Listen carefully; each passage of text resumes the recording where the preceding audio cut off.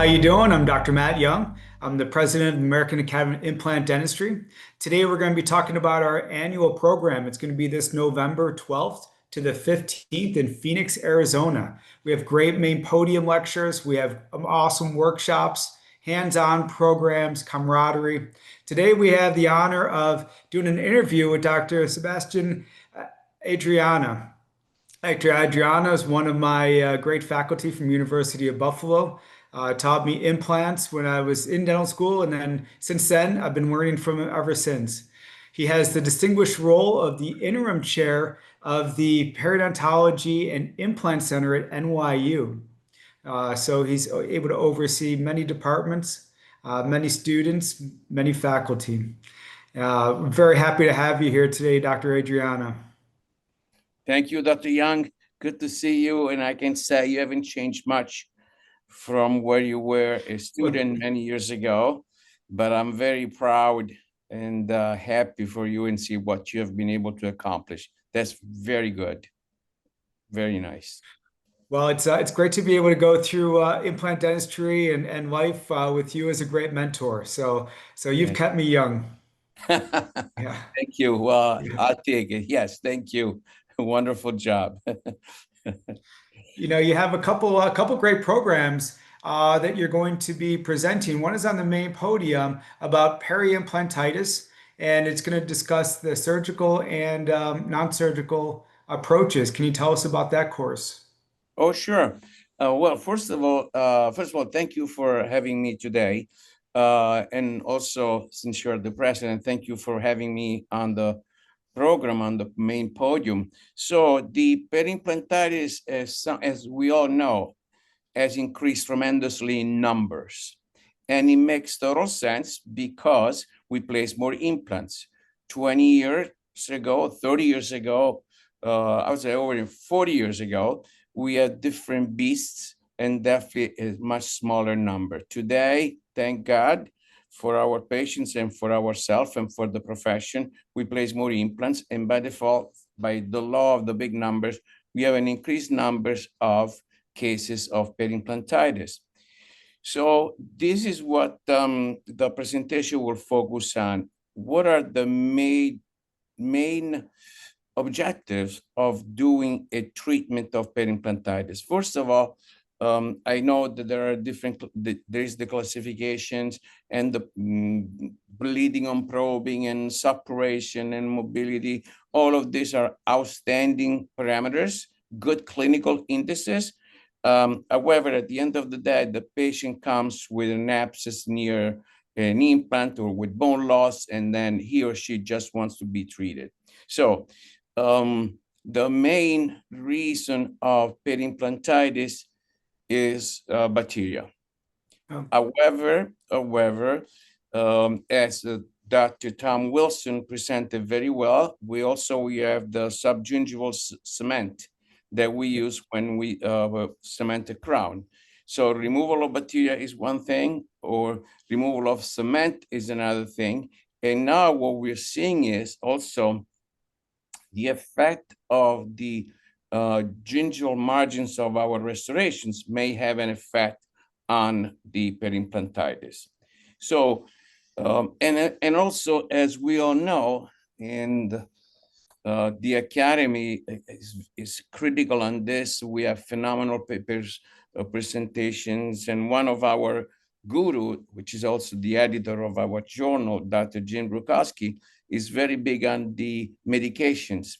So we also have the effect of medications in addition to the presence of bacteria, possible presence of cement, and the medications and the crown margins. So when we look at it, peri-implantitis, we have to look at a more comprehensive and not just limited to the removal of bacteria, which is major. So how do we achieve removal of bacteria? Well, in the past, since the early 90s, we have been using a lot of things, particularly to decontaminate the surface.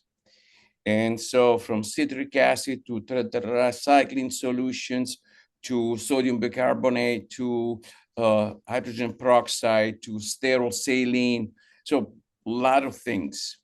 More recently, we have been using the micro particles or nanoparticles of erythritol and glycine. And the reason why this has been used quite successfully, I would say, in Europe, and it's coming to United States as well, is Okay. to non-abrasively remove the biofilm. So we'll look at this all these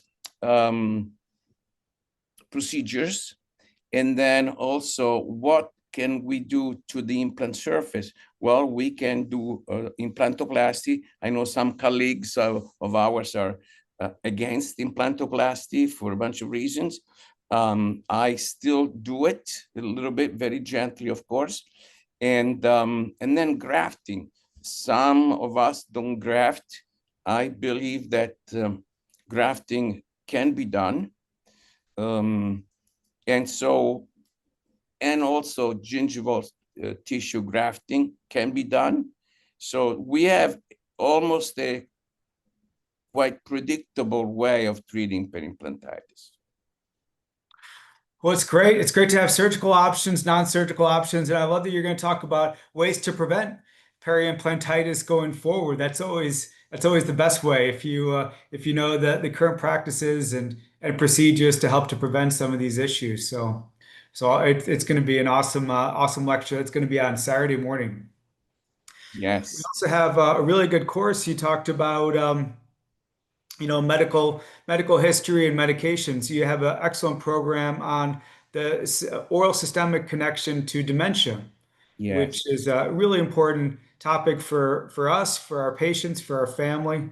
And I'm hearing more just on the regular news about this connection.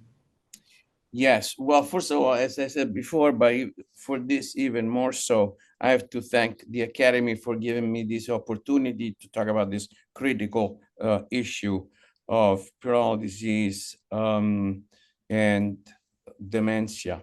I have to say, as you know, I was lucky and fortunate. I was working in Buffalo with Dr. Janko, which is, I would say, the father of prenatal medicine, where we were able to make a correlation between, back then, this is early 90s, correlation between prenatal disease and other conditions such as cardiovascular disease, adverse effects on pregnancies, upper respiratory infections, and diabetes, of course.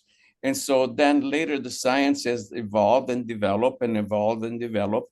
And actually the very first report of correlation between Alzheimer's and prenatal disease was done here at NYU by one of my faculty, Dr. Angela Kamer, which did an imaging study, and she found the correlation between Alzheimer's lesions in the brain and prenatal disease.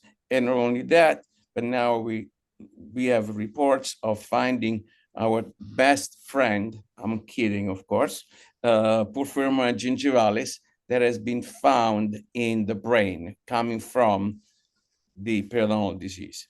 So, and that is all due to the systemic inflammation, let's say. And so I'll be talking about what are the effects, how the correlation has been demonstrated, and what can we do, as you said before, what can we do as providers, as doctors, not only of the whole mouth.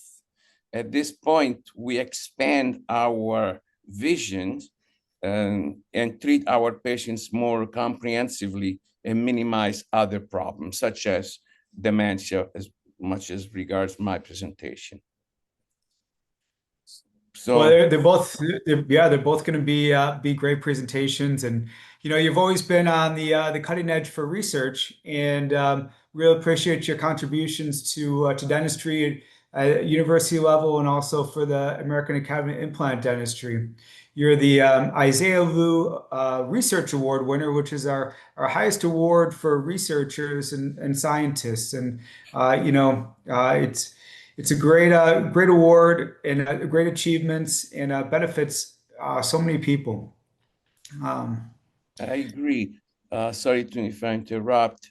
I was very surprised, first of all, but incredibly proud because if we list of the people that are listed yeah. in the recipients of the award, it's quite impressive. And being uh, listed in that group of fantastic researcher, clinicians, colleagues, it's unbelievable. So I can't believe it's me.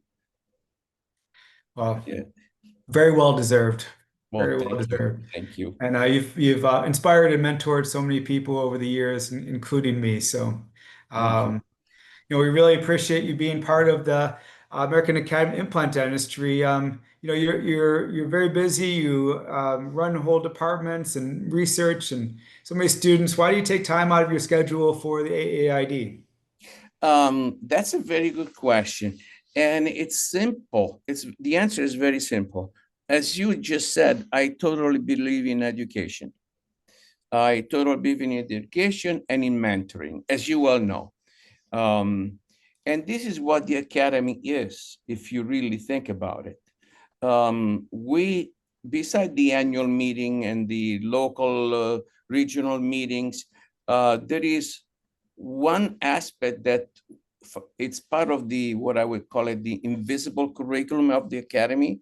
There is a continuous mentoring, continuous teaching beyond the annual meeting. Your students, you mentor your students not just during the maxi course. They can look at you as their leader, their mentor. And so that philosophy of the academy goes very well with my philosophy. Teaching, giving back to the profession, um, waiting for the younger generation, which in my case would be you, even though, I mean, you look very young, but I know you're not super young.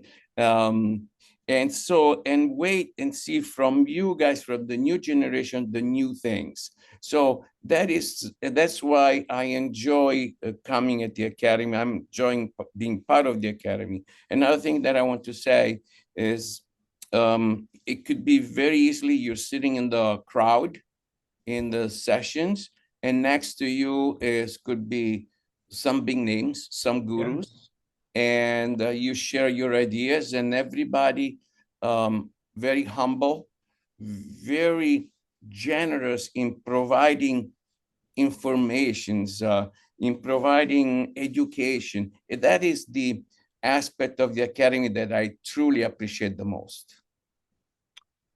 Yeah, you really hit spot on. You have the education, the ability to connect with colleagues. I think I've learned just as much by talking to people like you at lunches and dinners and in the hallways of meetings as you do seeing the rest of the program. And that's really where you continue to grow is that are those relationships and that connection over time. Yeah. Yes, totally agree. Yes, and that is the beauty of the academy that I don't see in other meetings. So, as an old guy, I truly appreciate that, and I now want to continue to appreciate that and enjoying that. It's amazing. It really is. Well, thank you very much, Dr. Adriana, and come to AAID and see Dr. Adriana and our many great speakers November 12th to 15th.